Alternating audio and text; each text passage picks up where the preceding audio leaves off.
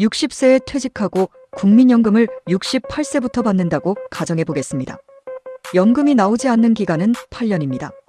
6개월수로 계산하면 96개월입니다. 한 달 생활비가 200만 원이라면 1억 9,200만 원이 필요합니다. 한 달 생활비가 250만 원이라면 2억 4천만 원이 필요합니다. 한 달 생활비가 300만 원이라면 2억 8,800만 원이 필요합니다. 여기에 주택대출과 건강보험료가 더해집니다. 병원비와 자녀 지원비도 발생할 수 있습니다. 하지만 대부분의 가정이 퇴직할 때 현금 2억 원이나 3억 원을 별도로 가지고 있기는 어렵습니다. 그렇다면 60세 퇴직자는 이 기간을 어떻게 버텨야 할까요? 오늘 확인할 핵심 질문은 하나입니다. 60세부터 연금을 받을 때까지 최대 8년의 소득 공백을 어떻게 연결해야 하는가입니다. 먼저 중요한 사실부터 바로잡겠습니다. 국민연금을 68세부터 지급하는 제도는 아직 확정되지 않았습니다. 정부가 법안을 통과시킨 것도 아닙니다. 어느 출생 연도부터 적용할지도 정해지지 않았습니다. 경제협력개발기구 OECD가 한국의 연금 수급 연령을 더 높이라고 권고한 단계입니다. OECD가 분석한 개혁 시나리오에는 2035년까지 관련 연령을 68세로 높인다는 가정이 포함됐습니다. 하지만 OECD의 가정이 곧바로 대한민국의 법이 되는 것은 아닙니다. 현재 국민연금 수급 연령은 출생 연도에 따라 다릅니다. 1961년생부터 1964년생은 63세입니다. 1965년생부터 1968년생은 64세입니다. 1969년 이후 출생자는 65세입니다. 그런데 현재 법정 정년은 60세 이상입니다. 현재 제도에서도 1969년 이후 출생자는 정년퇴직 후 국민연금을 받을 때까지 5년이 빕니다. 연금 수급 연령이 68세로 늦어진다면 이 기간이 최대 8년으로 늘어날 수 있다는 것이 이번 논란의 핵심입니다. 이 문제를 해결하기 위해서는 먼저 계산 방식을 바꿔야 합니다. 8년 동안 필요한 돈을 모두 현금으로 준비하려고 하면 답이 나오지 않습니다. 필요한 총 생활비에서 앞으로 들어올 소득을 빼야 합니다. 계산식은 간단합니다. 8년 동안 필요한 생활비가 있습니다. 여기에서 재취업으로 받는 월급을 뺍니다. 퇴직연금과 개인연금을 뺍니다. 조건을 충족하면 받을 수 있는 공적급여도 뺍니다. 그래도 부족한 금액이 실제로 준비해야 할 노후자금입니다. 예를 들어보겠습니다. 한 달 생활비가 250만 원이라면 8년간 필요한 돈은 2억 4천만 원입니다. 그런데 60세부터 65세까지 월 150만 원의 재취업 소득이 있다고 가정하겠습니다. 5년 동안 받는 소득은 9천만 원입니다. 퇴직연금에서 매달 70만 원씩 8년간 받는다고 가정해 보겠습니다. 총 6,720만 원입니다. 2억 4천만 원에서 재취업 소득 9천만 원을 뺍니다. 퇴직연금 6,720만 원도 뺍니다. 남는 금액은 8,280만 원입니다. 처음에는 2억 4천만 원이 필요해 보였습니다. 하지만 일하는 기간과 퇴직연금 지급 방법을 바꾸면 필요한 현금이 크게 줄어듭니다. 여기에 월 생활비를 250만 원에서 230만 원으로 줄인다면 8년간 1,920만 원을 추가로 줄일 수 있습니다. 결국 중요한 것은 높은 투자 수익을 내는 것이 아닙니다. 생활비를 조정하고 작은 월급을 오래 받는 것입니다. 첫 번째 해결책은 재취업입니다. 가장 효과가 큰 노후 대책은 투자 상품이 아니라 근로소득입니다. 월 100만 원을 5년 동안 벌면 6천만 원입니다. 월 150만 원을 5년 동안 벌면 9천만 원입니다. 월 200만 원을 5년 동안 벌면 1억 2천만 원입니다. 연 5%의 투자 수익으로 9천만 원을 만들려면 큰 원금과 위험이 필요합니다. 그러나 월 150만 원의 재취업 소득을 5년간 유지하면 같은 금액을 생활비로 확보할 수 있습니다. 60세 이후 재취업은 이전 직장과 같은 급여를 받는 것이 목표가 아닙니다. 생활비 가운데 절반이나 3분의 1을 일해서 충당하는 것이 목표입니다. 월 생활비가 250만 원인데 재취업으로 150만 원을 번다면 금융자산에서 꺼내야 하는 돈은 100만 원으로 줄어듭니다. 자산이 줄어드는 속도가 절반 이하로 떨어지는 것입니다. 하지만 퇴직한 뒤에 재취업을 알아보기 시작하면 늦을 수 있습니다. 50대 후반부터 준비해야 합니다. 현재 직장에서 정년 후 재고용 제도가 있는지 확인해야 합니다. 계약직이나 촉탁직으로 다시 근무할 수 있는지도 물어봐야 합니다. 급여가 줄더라도 건강보험과 고용보험이 유지되는지 확인해야 합니다. 자신의 경력과 연결되는 일자리도 찾아야 합니다. 관리직으로 일했던 분이라면 시설관리와 안전관리, 구매와 품질관리 분야를 살펴볼 수 있습니다. 영업 경력이 있다면 상담과 고객관리, 거래처 관리 업무를 찾을 수 있습니다. 운전이나 기술 자격이 있다면 물류와 차량관리, 설비점검 업무로 연결할 수 있습니다. 완전히 새로운 자격증을 여러 개 따는 것보다 기존 경력을 조금 바꿔 활용하는 편이 현실적입니다. 정부가 운영하는 중장년 취업 지원 서비스도 활용할 수 있습니다. 퇴직 예정자도 상담받을 수 있습니다.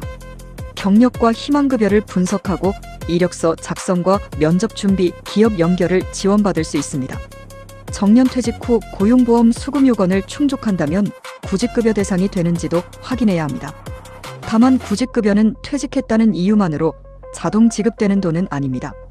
고용보험 가입 기간과 이직 사유, 재취업 활동 등의 조건을 충족해야 합니다. 퇴직 전에 고용센터에서 자격을 확인하는 것이 안전합니다. 두 번째 해결책은 퇴직금을 월급으로 바꾸는 것입니다. 많은 사람이 퇴직금을 받으면 먼저 대출을 갚습니다. 자동차를 바꾸기도 합니다. 자녀 결혼 자금으로 사용하기도 합니다. 주식이나 상가에 큰 돈을 투자하는 경우도 있습니다. 그런데 연금이 늦게 나온다면 퇴직금의 첫 번째 역할은 투자가 아닙니다. 60세 이후 생활비입니다. 퇴직금 1억 2천만 원을 한꺼번에 가지고 있으면 큰 돈처럼 보입니다. 하지만 한 달에 200만 원씩 사용하면 5년 만에 없어집니다. 월 250만 원씩 사용하면 4년 만에 거의 소진됩니다.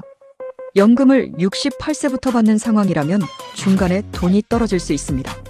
따라서 퇴직금을 세 부분으로 나누는 것이 필요합니다. 첫 번째는 1년에서 2년치 비상생활비입니다. 가격이 크게 움직이지 않고 바로 사용할 수 있는 자금으로 보관합니다. 두 번째는 매월 생활비를 지급할 퇴직연금 계좌입니다. 퇴직금을 일시금으로 받기보다 월 단위나 분기 단위로 나눠받는 방법을 검토합니다. 세 번째는 68세 이후까지 사용할 장기자금입니다. 모든 돈을 60대 초반에 사용하지 않도록 분리해 놓는 것입니다. 퇴직연금은 일반적으로 55세 이후부터 연금 형태로 받을 수 있습니다. 연금으로 받으면 매달 일정한 현금이 들어옵니다. 생활비 관리도 쉬워집니다. 하지만 퇴직연금을 너무 짧은 기간에 많이 받으면 문제가 생깁니다. 5년 만에 전부 소진하면 65세 이후에 다시 소득 공백이 생길 수 있습니다. 반대로 무조건 오래 나눠받는 것이 좋은 것도 아닙니다. 60대 초반에 주택대출이 많거나 생활비가 부족하다면 초기에 조금 더 받아야 할 수도 있습니다. 중요한 것은 자신의 국민연금 시작 시점과 맞추는 것입니다. 국민연금이 나오기 전까지는 퇴직연금을 조금 더 받습니다. 국민연금이 나오기 시작하면 퇴직연금 지급액을 낮추는 방식으로 설계할 수 있습니다. 세 번째 해결책은 조기노령연금입니다.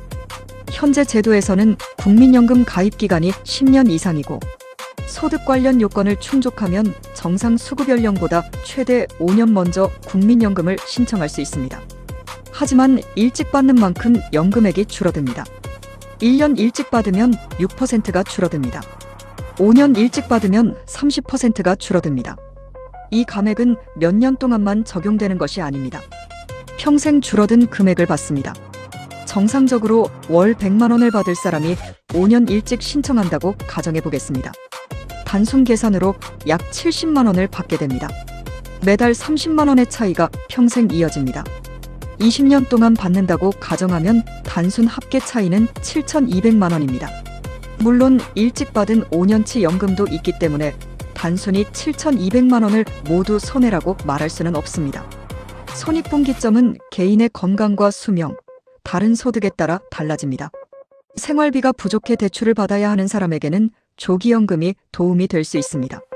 건강이 좋지 않고 장기간 근무하기 어려운 사람도 고려할 수 있습니다. 반대로 재취업 소득과 퇴직연금이 충분한 사람은 조기연금을 서둘러 신청할 필요가 없습니다.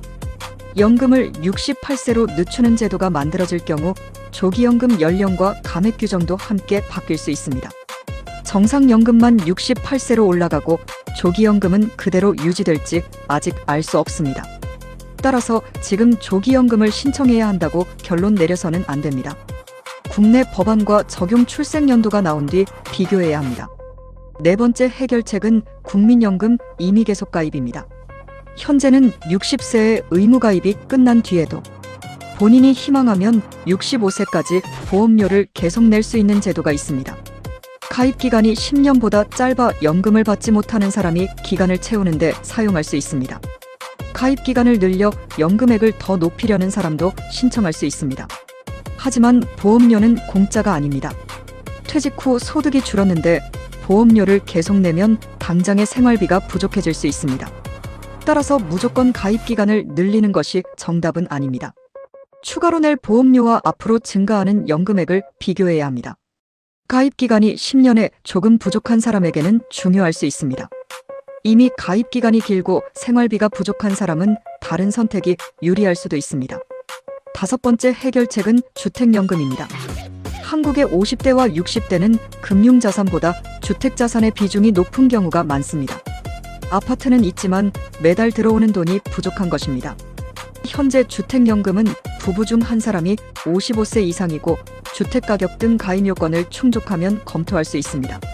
살고 있는 집을 담보로 제공하고 계속 거주하면서 매월 돈을 받는 방식입니다. 집을 당장 팔지 않아도 생활비를 만들 수 있다는 장점이 있습니다. 하지만 주택연금도 신중하게 선택해야 합니다. 대출 성격이 있기 때문에 앞으로 받을 상속재산에 영향을 줍니다. 가입 비용과 보증료가 있습니다. 집값과 가입 나이에 따라 월 수령액도 달라집니다. 이사나 주택 처분 계획이 있는지도 확인해야 합니다. 주택연금이 필요한 사람은 집은 있지만 현금 흐름이 부족한 가구입니다. 반대로 금융자산과 연금 소득이 충분한 가구라면 급하게 가입할 필요가 없습니다. 주택을 자녀에게 반드시 물려주고 싶다면 가족과 충분히 상의해야 합니다. 여섯 번째는 65세 이후의 기초연금입니다. 현재 기초연금은 65세 이상 가운데 소득과 재산 기준을 충족하는 사람에게 지급됩니다. 국민연금과 기초연금은 서로 다른 제도입니다. 국민연금 수급 연령이 늦어진다고 기초연금도 자동으로 68세로 늦어지는 것은 아닙니다. 다만 앞으로 제도가 어떻게 조정될지는 지켜봐야 합니다. 기초연금은 모든 65세 이상에게 같은 금액이 지급되는 것도 아닙니다. 근로소득과 금융재산, 주택 등 재산을 소득으로 환산해 대상 여부를 판단합니다. 따라서 기초연금을 무조건 받을 돈으로 계산해서는 안 됩니다. 65세가 가까워지면 자신의 소득 인정액을 확인해야 합니다. 이제 자산 상황별로 나눠보겠습니다. 첫 번째는 퇴직금은 있지만 재취업 소득이 없는 사람입니다. 이 경우 가장 큰 위험은 퇴직금을 너무 빨리 사용하는 것입니다. 퇴직금 전액을 주식이나 상가에 투자해서는 안 됩니다. 최소 2년치 생활비는 안정성이 높은 자금으로 분리하는 것이 좋습니다. 나머지는 국민연금 시작 시점까지 월 단위로 나눠받는 계획이 필요합니다. 두 번째는 재취업은 가능하지만 퇴직금이 적은 사람입니다. 이 경우에는 일하는 기간을 최대한 늘리는 것이 중요합니다. 월 100만 원이나 150만 원의 소득도 자산 감소 속도를 크게 줄입니다. 퇴직금이 적다고 위험한 투자를 해서는 안 됩니다. 투자 수익보다 근로기간 연장이 더 안정적인 해결책입니다. 세 번째는 집은 있지만 금융자산이 적은 사람입니다. 생활비가 부족하다고 신용대출부터 받으면 이자 부담이 커집니다. 집을 줄여 이사하는 방법과 주택연금을 비교해야 합니다. 큰 집을 팔고 작은 집으로 이동해 현금을 확보할 수도 있습니다. 현재 집에 계속 거주하면서 주택연금을 받을 수도 있습니다. 어느 방법이 유리한지는 가족 구성과 주거 계획에 따라 다릅니다. 네 번째는 대출이 많이 남은 사람입니다. 정년 후 가장 위험한 구조는 소득은 줄었는데 주택대출 원리금은 그대로인 경우입니다. 연금 수급 전에 대출을 얼마나 줄일지 계획해야 합니다. 하지만 퇴직금 전액으로 대출을 갚아 현금이 하나도 남지 않는 것도 위험합니다. 대출을 줄이는 것과 생활비를 보유하는 것 사이에서 균형을 잡아야 합니다. 다섯 번째는 부부 모두 연금이 있는 가구입니다. 남편과 아내의 연금 시작 시기를 따로 계산해야 합니다. 두 사람이 모두 같은 시점에 조기연금을 받을 필요는 없습니다. 한 사람은 조기연금을 받고 다른 사람은 정상 연령까지 기다리는 방법도 생각할 수 있습니다. 퇴직연금도 한 사람의 계좌에서 먼저 받고 다른 계좌는 장기간 유지할 수 있습니다. 부부의 연금은 각각이 아니라 가구 전체의 월급표로 봐야 합니다. 60세 퇴직자가 지금부터 확인해야 할 것은 5가지입니다. 첫째, 정확한 월 생활비입니다. 막연하게 한 달 300만 원 정도라고 계산하면 안 됩니다. 식비와 관리비, 보험료와 통신비를 나눠 적어야 합니다. 대출 원리금과 의료비도 따로 계산해야 합니다. 둘째, 국민연금 예상액과 시작 연령입니다. 출생 연도별 수급 연령을 확인해야 합니다. 가입 기간이 10년을 넘었는지도 살펴봐야 합니다. 이미 계속 가입을 했을 때 연금이 얼마나 증가하는지도 상담받아야 합니다. 셋째, 퇴직연금 잔액과 수령 기간입니다. 일시금으로 받을지 월 연금으로 받을지 비교해야 합니다. 5년과 10년, 15년으로 나눠 받을 때 매달 얼마가 들어오는지 확인해야 합니다. 넷째, 정년 이후의 예상 근로소득입니다. 현재 회사의 재고용 가능성을 확인해야 합니다. 동종업계에서 할 수 있는 일도 찾아야 합니다. 퇴직 6개월 전이 아니라 적어도 2년 전부터 준비하는 편이 좋습니다. 다섯째, 주택과 대출입니다. 주택연금을 이용할 수 있는지 확인해야 합니다. 집을 줄여 이사할 경우 확보되는 현금도 계산해야 합니다. 대출을 퇴직 전에 얼마나 줄일 수 있는지도 살펴봐야 합니다. 오늘 내용을 3가지로 정리하겠습니다. 첫째, 국민연금 68세는 국내에서 확정된 정책이 아닙니다. 하지만 현재도 정년 60세와 국민연금 65세 사이에 최대 5년의 공백이 존재합니다. 따라서 68세 논의와 관계없이 소득 공백 준비는 필요합니다. 둘째, 8년 생활비를 모두 현금으로 준비하려고 해서는 답이 나오지 않습니다. 재취업 소득과 퇴직연금, 국민연금과 주택자산을 연결해야 합니다. 작은 월급을 오래 받는 구조가 필요합니다. 셋째, 퇴직금은 목돈이 아니라 연금이 나오기 전까지 지급될 월급으로 봐야 합니다. 퇴직금을 한꺼번에 투자하거나 자녀 지원에 사용하면 60대 중반에 생활비가 부족해질 수 있습니다. 60세 이후 가장 중요한 자산은 높은 수익률이 아닙니다.